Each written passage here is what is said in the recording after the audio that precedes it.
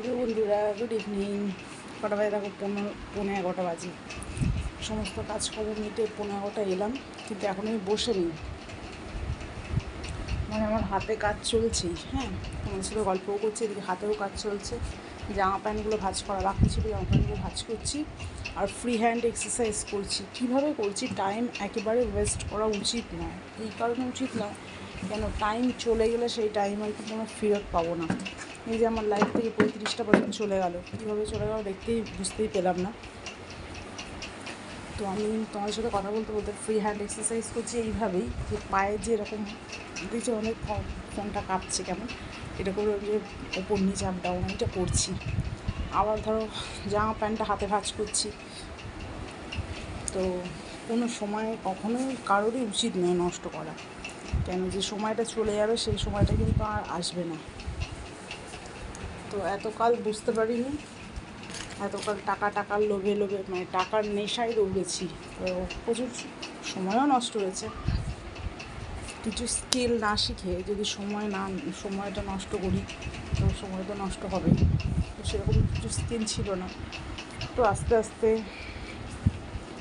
দু একটা স্কিল শিখেছি, শেখার পরে জব টব হয়েছে। যাই হোক, 2-4 পয়সা ইনকাম করছি, বাড়িরও কাজ করি, বাইরেও করছি, সবই চলছে এইভাবে।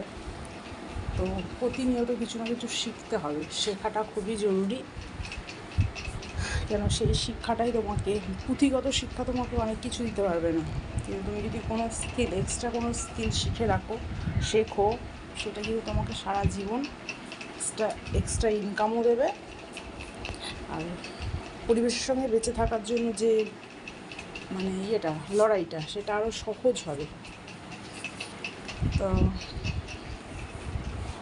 নাহলে ওই নোকিয়া কোম্পানির মতো ধপাস করে পড়ে যেতে হবে।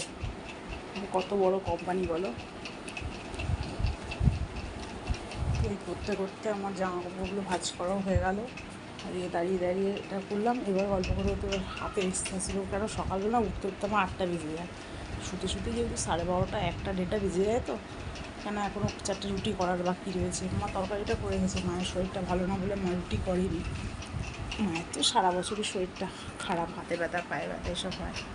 এই জাস্ট একটু বসলাম, এবার খাতা কলম নিয়ে হিসেবগুলো করব। কেননা হিসেব না করলে না, মানে বাজেটটা না করে রাখলে না অসুবিধে হয়। তবে মোটামুটি আমার যা মাইনে, তার মধ্যে আমি কম করে হলেও 2 থেকে 3% টাকা আগেই সরিয়ে রাখি। মানে ধরো আমার 100 টাকা ইনকাম, 100 টাকার থেকে 2% মানে 2 টাকা আগেই সরিয়ে রাখি।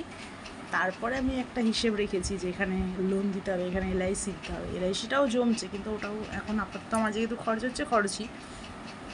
তো এই হিসেব করেও আরও ধরো 20টা টাকা এরকম সরিয়ে রাখার ফলে এটা হয়তো আমার ভবিষ্যতে কখনো কাজে লেগেছে, অনেকবার লেগেওছে এই কাজে। যেমন ভাইয়ের কোনো সময় টাকার দরকার হয়েছে, ভাই বলছে দিবি, তো দিতে পেরেছি। কিন্তু বাইরে থেকে আনতে গেলে সেই লোন, তাকে ইন্টারেস্টটা দিতে হতো। ইন্টারেস্ট কম করে 7 থেকে 8% ইন্টারেস্ট নেয়, বন্ধন তো আরও বেশি নেয়। তো এই আর কি। তারপর আমার বরকে একবার ফোন কিনে দিয়েছি। আর অন্যান্য তো কাজ আছেই, জামা কাপড় ধরো সবসময় স্যালারির ওপর ডিপেন্ড করে থাকলে তো হাতে 2 টাকা থাকলে কিছু এক্সট্রা কেনা যায়, মন মেজাজ ভালো থাকে কেনাকাটি করলে। তো আমি টুকিটাকি ওখান থেকে জমিয়ে রাখি, থেকে যখন খরচা মনে হয় তখন ওগুলো করি। যেটা জমানো টাকা সেটা তো জমাতেই হবে। তো অনেকটা গল্প করলাম, চলো বন্ধুরা, দেখতে দেখতে 11টাও বেজে গেল। তো ঠিক আছে, টাটা।